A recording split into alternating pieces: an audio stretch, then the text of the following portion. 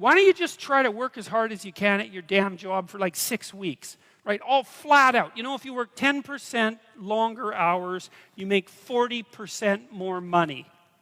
That's something worth thinking about. You know, you've got a job, maybe you show up 15 minutes early and you leave 15 minutes late. You know, and you actually work and your boss notices, because he would probably notice, and then maybe someone's going to get promoted and maybe it'll be you, because something's going to tilt the scales, and that little extra bit of work done without cynicism and resentment might be enough. Well, he said he started at 21 bucks an hour, and in 6 weeks he was making $37 an hour. And it's not a king's ransom, man, but it's a hell of a lot more than 0, and it's quite a lot more than 21.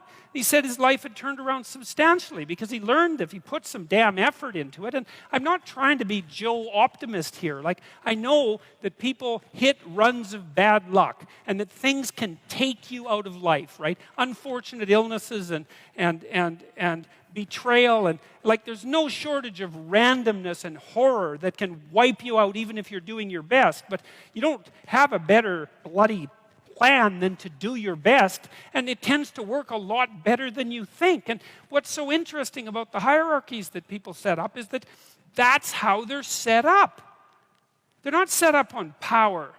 They're set up on reciprocity and skill and trust. Not always. You know, and if you're in a job where you work hard and you're a good guy and you're doing your best and your boss is a bloody tyrant and you never get a break, it's like, okay, fine. You're in a Foucault world. Get the hell out of it. You know, you get your resume set up, write your CV, fill in the educational gaps that you have, send out your 25 resumes a day, and prepare to make a lateral move, because you're in a bad place. But almost everywhere, and this has certainly been the case virtually everywhere I've worked, and I've had like 50 jobs, you know, if you go above and beyond the call of duty in an awake and intelligent way, interpersonally, socially, with regards to the diligence of your work, with regards to the truth of your attitude and your courage and all of that, that will work. And you know, if you try it for a year and it doesn't work, then go somewhere else, because you can, right? You're free. I mean, it's not easy. You can't just walk out the door and instantly find another job, but you're not enslaved. You could make a move. You could even decide that you're going to make a move and double your salary. You know, it's not a bad goal, and it's certainly a possibility. It's like, it isn't hierarchy. It's ethics that determines success in a functional society. It's ethics that determines success, not power. The rest of it's a bloody lie. And that doesn't mean that all our systems are perfectly ethical. You know, you got to be awake. If you're in a system, there's going to be some corruption in it. Part of what you're supposed to do is keep your damn eyes open for the corruption and your mouth speaking truth, so when the corruption starts to take root, you object to it so the whole damn system doesn't turn into a pathological power play. And that's part of your ethical responsibility as a conscious being, an ethical being, a religious being for that matter, and a citizen. You know?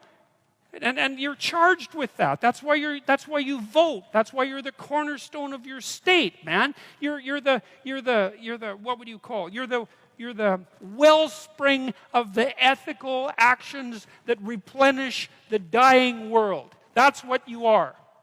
And if you act, that's what you are. And if you act that out properly, then things work. And that's why that's always been described as ethical behavior. It's not because you're supposed to be good. You know, and being good isn't that easy anyways. And it certainly doesn't mean being nice and harmless. It's not an easy thing to be good. You have to be tough as a damn boot to be good, because you have to stand your ground when you need to stand your ground, and you have to be able to say no when it's time to say no, and you have to mean it. And so then you have to think and plan strategically so that when you're going to say no, you can mean it and it will stick. You know, and that takes a certain amount of integrated malevolence, I would say. And once it's integrated, it's not malevolence, it's strength. It's strength of character. It's the ability to stand your ground. And you have to cultivate that. And you cultivate that at least in part by telling the truth. And so you take your place in the world as a decent person and as a decent citizen, and you play the hierarchical game properly. And that is to stand up straight with your shoulders back. It's like the world's an onslaught. You've got the tyranny of culture to deal with. You've got the catastrophe of nature. You've got your own damn malevolence and ignorance, right? All coming at you, plus the incredible, complicated, indeterminate potential of the future. That's all coming at you, and it's all your responsibility. And you can cringe away from it and be afraid of it and be victimized by it and be bitter and cynical about it. And no wonder, because it can be painful. Or you can turn around and you can say, man, bring it on, because there's more to me than there is to the catastrophe. And this is what I discovered from looking at what I looked at. I looked at the darkest things I could look at, really, for 30 years. I was really a lot of fun to be around, I can tell you.